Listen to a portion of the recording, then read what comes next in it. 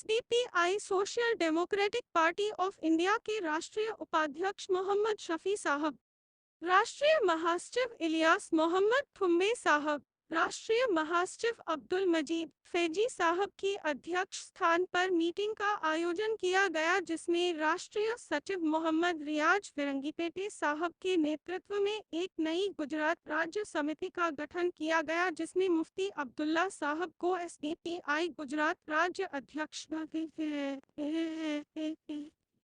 की जवाबदारी दी गई। साथ में मौलाना उवैस शेख और हाफिज मसीउल्लाह को राज्य उपाध्यक्ष, अजहर मचिसवाला को राज्य महासचिव और बिलाल भाई काजी को जीएसओ की जवाबदारी दी गई और सैयद शारा बहन और मोहम्मद नौसर का अब्दुल खालिद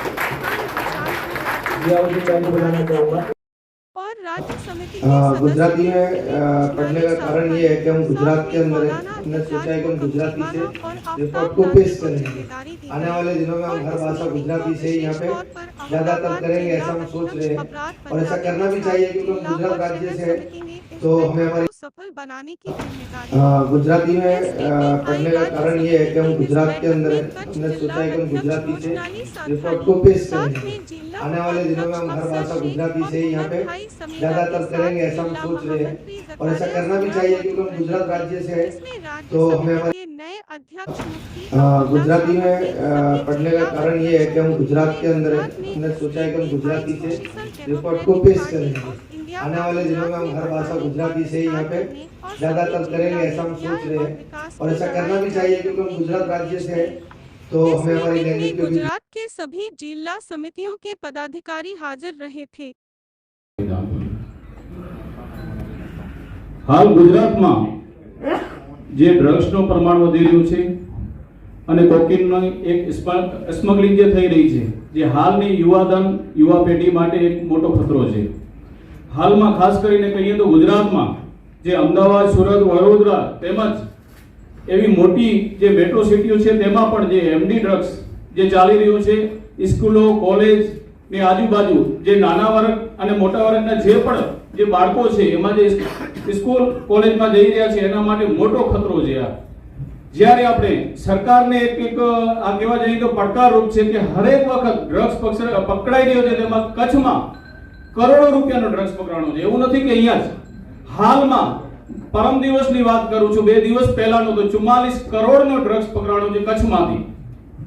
જ્યારે આ સરકારની આ જે નીતિ જોઈ, એક બાજુ ગૃહમંત્રી એમ કહેતા હોય કે આ ગુજરાત સિક્યોર છે તો આ ડ્રગ્સ ક્યાંથી આવે છે, જવાબદારી કેની છે? જ્યારે આવા જોવા જઈએ તો અત્યારે યુવા પેઢી જે બરબાદ થઈ રહી છે એનો જવાબદાર કોણ છે? એનો પહેલો સીધી લીટીમાં આ સરકાર અને ડાયરેક્ટલી ગૃહમંત્રી જવાબદાર છે અને ગૃહ મંત્રાલય જવાબદાર છે।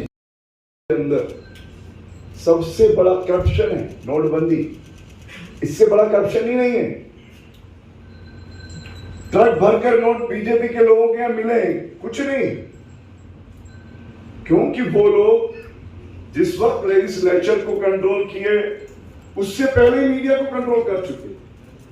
ये एक दिन का काम नहीं था, ये अडवाणी से शुरू हो गया था। जो प्रेस ट्रस्ट ऑफ इंडिया है, जो प्रेस की जो जितने भी हाई पोजीशन थी नेशनल मीडिया के लिए, वो सब अडवाणी ने किनको दी थी, उसी का नतीजा है। तो जो हम आज बहुत हाइट में देख रहे हैं, उनके जो बुजुर्ग खारगेवार, गोलवलकर, जो दीनदयाल उपाध्याय और जिन इनके बारे में बातें करते हैं, उनकी जो कोशिशें थी, जो इनडायरेक्टली चल रही थी या जो आप उनको देख रहे थे, वो सॉफ्ट चल रहे थे। सॉफ्ट तो उस तरह से गोलवलकर को या खारगेवार को नहीं बोल सकते, लेकिन जिस तरीके से जो आप लोग देखते हैं कि यहाँ ये जो पहुंचे हैं, उसकी हाइट आप जीवन में देख रहे हैं। लेकिन ये लोग मीडिया को, लेजिस्लेचर को, और जब मैंने जस्टिस लोहिया की बात की है तो जुडिशरी को हम लोग क्राइम नहीं, सीधा हाथ नहीं उठा रहे। कड़ी तकलीफ होनी है, बड़े इल्जाम लगने हैं, बहुत तकलीफ होनी है। अभी साथी और अपने में कड़ी तकलीफ होनी है। अभी जो साथ है सबने अकेला छोड़ जाना है। अभी जो साथ है सबने अकेला छोड़ जाना है।